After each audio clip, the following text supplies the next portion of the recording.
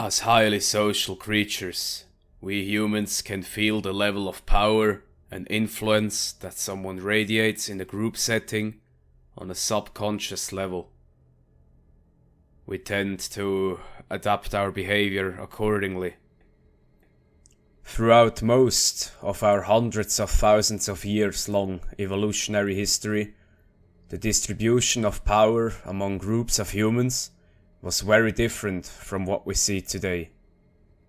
In hunter-gatherer type tribes, power and influence would rest almost exclusively with well-performing men in the protector and provider role. These men themselves being guided by the most senior and experienced ones among them. Those most capable and daring would eventually climb the ranks of the tribe themselves. Gruesome violence was a common phenomenon. Going on, we should keep in mind that this was the sort of environment our brains evolved in.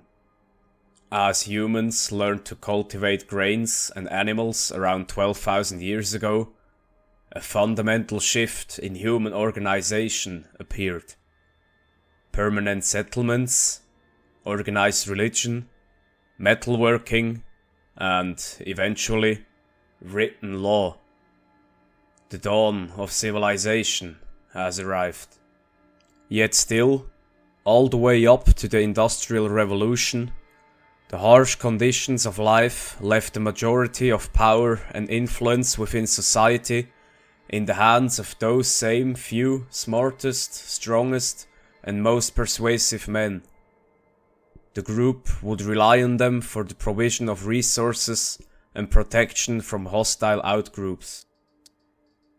So, by the time that industrialized mass society allows ever more people a life of relative luxury, the type of decision makers, those men that led humanity up to that point, lose relevance in the eye of the average citizen. Throw in the trauma caused by the events of the Second World War, and you end up with a political system in which every man and woman has exactly one vote to cast, irrespective of accomplishments, irrespective of status, irrespective of determination. In this system, decisions are being made that, to our ancestors, would seem ridiculous. No wonder, as most members of society are now in a state which is called an evolutionary mismatch, a position which they have not evolved to be in.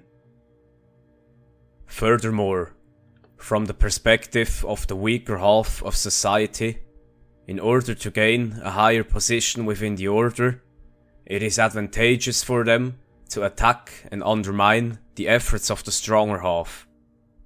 Thereby they bore holes into the very ship they themselves are on. Nowadays in the West, this is manifested by ethnic minorities through anti-racism campaigns and calls to more immigration, sexual minorities by LGBT propaganda, and, most relevant, women by the efforts of feminism. All banding together as the intersectional left in order to take down the white alpha male.